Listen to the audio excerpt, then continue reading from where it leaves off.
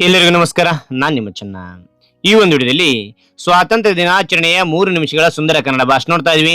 ಈ ಒಂದು ಭಾಷಣ ಇಷ್ಟ ಆಯ್ತಾ? ಇಷ್ಟು ಆದ್ರೆ ಒಂದು ಲೈಕ್ ನೀಡಿ. ಒಂದು ಲೈಕ್ ಅನೇಕ ವಿಡಿಯೋ ಪ್ರೋತ್ಸಾಹ ತುಂಬ ಸಿಗುತ್ತೆ. ಇನ್ನೊಬ್ರು ಶೇರ್ ಮಾಡಿ, ನೀವು ಚಲ್ ಸಾಧ್ಯ ಇಂಥ ಅನೇಕ ವಿಡಿಯೋ ಚಾನಲ್ ಸಬ್ಸ್ಕ್ರೈಬ್ ಆಗಿ. ಹಾಗಾದ್ರೆ ಈ ಒಂದು ಭಾಷಣವನ್ನು ನೋಡ್ತೋಣ್ವಾ? ವೇದಿಕೆಯ ಮೇಲೆ ಆಸೀನರಾಗಿರುವ ಎಲ್ಲ ಹಿರಿಯರೇ, ಗುರುಗಳೇ, ಪಾಲಕರೇ ಮತ್ತು ನನ್ನೆಲ್ಲ ಸಹಪಾಠಿಗಳೇ, ಇಂದು ನಾವೆಲ್ಲ ಇಲ್ಲಿ ಸೇರಲು ಏನು ಕಾರಣ ಎಂಬ ವಿಷಯ ನಮಗೆಲ್ಲ ತಿಳಿದಿದೆ. ಅಂತೆಯೇ ಭಾರತದಲ್ಲಿ ಪ್ರತಿ ವರ್ಷ ಆಗಸ್ಟ್ 15ರಂದು ನಮಗೆ ಸ್ವಾತಂತ್ರ್ಯ ದೊರೆತ ಆ ಅದ್ಭುತ ದಿನವನ್ನು ಆಚರಿಸುತ್ತಾ ಬಂದಿದ್ದೇವೆ. ಇಂದಿಗೂ ಕೂಡ ನಾವು ಈ ದಿನವನ್ನು ಸಂಭ್ರಮಿಸುತ್ತೇವೆ.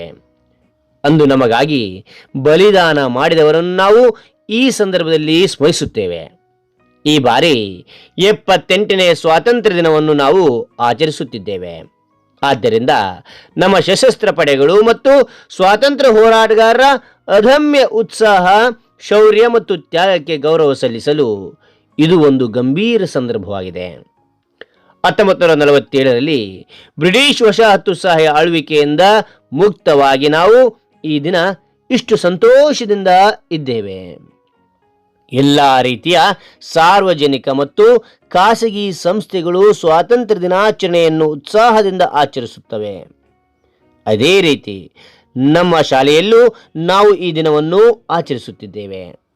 ಈ ಸಂದರ್ಭದಲ್ಲಿ ನಾನು ಹೇಳುವ ಇನ್ನೊಂದು ವಿಷಯವೆಂದರೆ ಅದು ನಮ್ಮ ಭಾರತೀಯ ಸಂಸ್ಕೃತಿ ಮತ್ತು ಆಚಾರ ವಿಚಾರ. ಇದು ಯಾವ ಇತರ ದೇಶದಲ್ಲೂ ನಮ್ಮಷ್ಟು ಶ್ರೀಮಂತವಾಗಿಲ್ಲ. ಆ ಕಾರಣ ನಾವು ಇದನ್ನು ಕಳೆದುಕೊಳ್ಳದೆ ನಮ್ಮ ತನವನ್ನು ಉಳಿಸಿಕೊಂಡು ಹೋಗುವುದೇ ಸದ್ಯ ನಾವು ನಮ್ಮ ದೇಶಕ್ಕೆ ನೀಡುವ ಗೌರವವಾಗಿದೆ.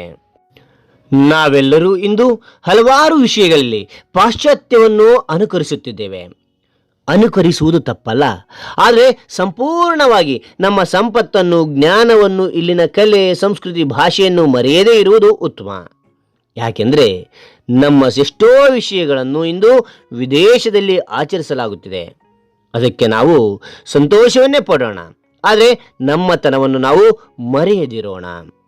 ಈಗ ನಾನು ಹೇಳಿದ ವಿಷಯವನ್ನು ಖಂಡಿತವಾಗಿ ಎಲ್ಲರೂ ಇಂದಿನ ದಿನ ತಮ್ಮ ಗಣನೆಗೆ ತೆಗೆದುಕೊಳ್ಳಲೇಬೇಕಾದ ವಿಷಯವಾಗಿದೆ. ವೈವಿಧ್ಯತೆಯಲ್ಲಿ ಏಕತೆ ಎಂಬುದು ನಮ್ಮಲ್ಲಿನ ವಿಶೇಷತೆಯಾಗಿದೆ. ಎಲ್ಲರೂ ಒಟ್ಟಿಗಿರೋಣ, ನಮ್ಮ ನಡುವೆ ಭೇದ ಭಾವ ಮಾಡದಿರೋಣ, ಎಲ್ಲ ಆಚಾರ ವಿಚಾರಗಳನ್ನೂ ಸಹ ಗೌರವಿಸುತ್ತಾ ಬೆಳೆಯೋಣ ಎಂದು ಹೇಳುತ್ತಾ ಎಲ್ಲರಿಗೂ ಮತ್ತೊಮ್ಮೆ ಸ್ವಾತಂತ್ರ್ಯ ದಿನದ ಶುಭಾಶಯಗಳು ಕೋರುತ್ತಾ ನನ್ನ ಮಾತಿಗೆ ಪೂರ್ಣ ವಿರಾಮ ನೀಡುತ್ತೇನೆ. ಭಾರತ ಮಾತೆಗೆ ಜಯವಾಗಲಿ, ಭಾರತಾಂಬೆಗೆ ಜಯವಾಗಲಿ, ಕನ್ನಡ ತಾಯಿಗೆ ಜಯವಾಗಲಿ. ಜೈ ಹಿಂದ್, ಜೈ ಭಾರತ್. ಹಾಗಾದ್ರೆ ಈ ಒಂದು ಮಾಹಿತಿ ಅಂತ ಇಷ್ಟು ಆಯ್ತಾ? ಇಷ್ಟು ಹೋದ್ರೆ ಒಂದು ಲೈಕ್ ಅನೇಕ ವಿಡಿಯೋ ಪ್ರೋತ್ಸಾಹ ತುಂಬ ಸಿಗುತ್ತೆ. ಇನ್ನೊಬ್ರು ಶೇರ್ ಮಾಡಿ, ಇನ್ನೊಬ್ರು ಚಲ್ ಸಾಧ್ಯ ಅಂತ ಅನೇಕ ವಿಡಿಯೋ ಚಾನಲ್ ಸಬ್ಸ್ಕ್ರೈಬ್ ಆಗಿ. ಮತ್ತೊಂದು ಹೊಸ ವಿಷಯದಿಂದ ಭೇಟಾಗೋಣ. Thank you for watching. Bye.